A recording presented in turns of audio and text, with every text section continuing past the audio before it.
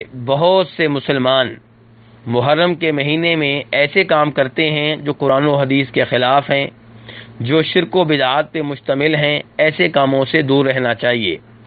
مثال کے طور پہ کئی لوگوں نے ایسی من گھڑت روایات مشہور کر دی ہیں کہ جو 10 محرم کے دن سرما استعمال کرے گا پورا سال اس کی آنکھیں خراب نہیں ہوں گی، یا جو 10 محرم کے دن غسل کرے گا وہ اس پورے سال میں بیمار نہیں ہوگا۔ ایسے ہی 10 محرم کو مہندی لگانی چاہیے، یا 10 محرم کے دن اپنے بچوں پہ کھلا خرچ کرنا چاہیے۔ اگر آپ اپنے بچوں پہ 10 محرم کے دن کھلا خرچ کریں گے تو اللہ تبارک و تعالیٰ سارا سال آپ کو اچھی طرح رزق دیتے رہیں گے۔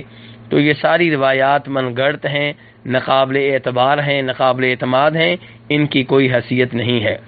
ایسے ہی 10 محرم کے دن خصوصی طور پہ قبرستان جانا، یہ بھی قرآن و حدیث سے ثابت نہیں ہے، یہ بھی بدعات میں سے ایک بدعت ہے۔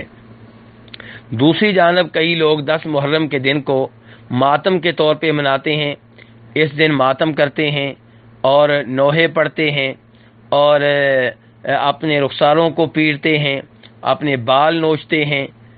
تو یہ کام بھی نبی علیہ الصلوۃ والسلام کی شریعت کے خلاف ہیں، جناب حسین رضی اللہ عنہ کے نانا کے دین کے خلاف ہیں۔ یاد رہے نبی علیہ الصلوۃ والسلام نے کربلا کے واقعے سے بہت پہلے 10 محرم کے دن روزہ رکھا اور روزہ رکھنے کی ترغیب دی۔ تو یہ روزہ رکھنے کا دن ہے، یہ ماتم کرنے کا دن نہیں ہے، یہ اللہ کی عبادت کرنے کا دن ہے۔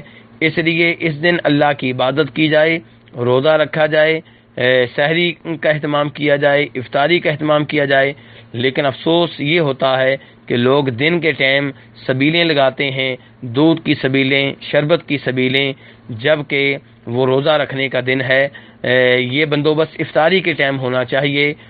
مساجد میں، اپنے اپنے گھروں میں ان لوگوں کو آپ مدعو کریں جنہوں نے روزہ رکھا ہے، بجائے اس کے کہ دن کے ٹائم آپ سبیلیں لگائیں اور لوگوں کو روزہ نہ رکھنے کی ترغیب دیں۔ اللہ تبارک و تعالیٰ سے دعا ہے کہ ہمیں اس عظیم مہینے کے فضائل سے فائدہ اٹھانے کی توفیق عنایت فرمائے، اور اللہ تعالیٰ ہمیں ہر طرح کی بدعات سے اور ہر طرح کے شرک سے محفوظ رکھے۔ وصلی اللہ تعالی علی نبیہ محمد وآلہ وصحبہ اجمعین۔